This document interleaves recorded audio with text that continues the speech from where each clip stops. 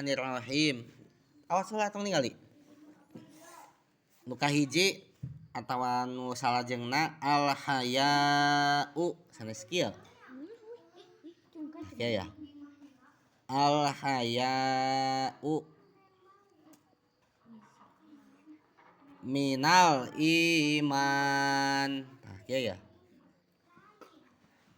Minal iman.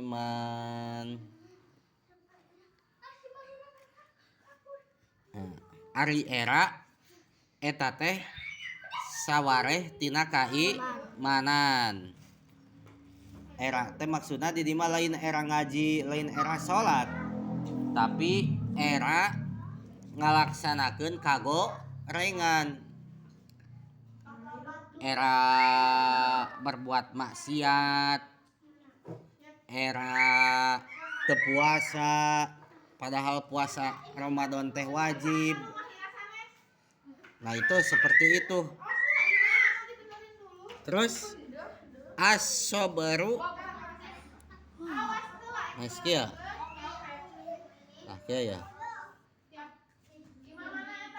As-sabru terus minal lain minal nisfulnya. Nisful nah ya.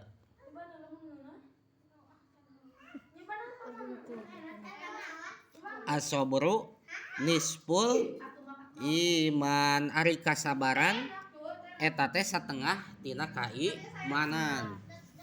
Sabar teh aya 3, sabar ngalaksanakeun taat.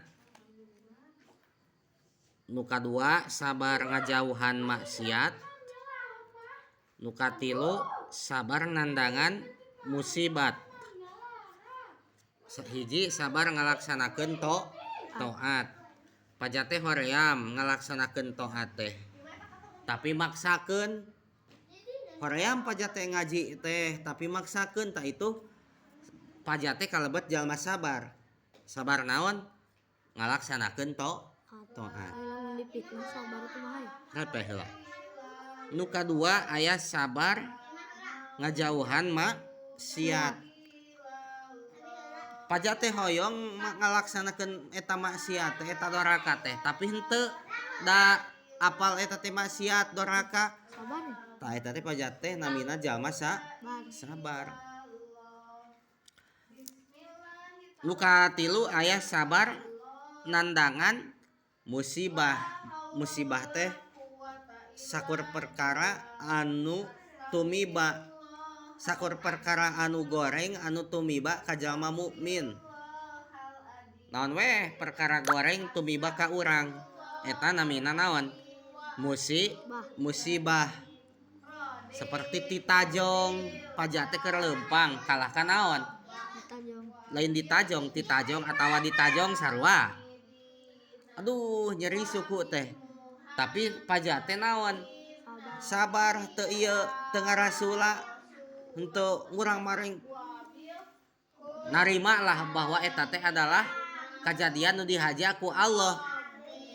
Da musibah teh tan mun kitu teh pajate sama dengan naon? Sabar nandangan musibah. Talmun paja bisa sabar seperti nu neme disebatkeun berarti geus meunang satengahna kaimanan.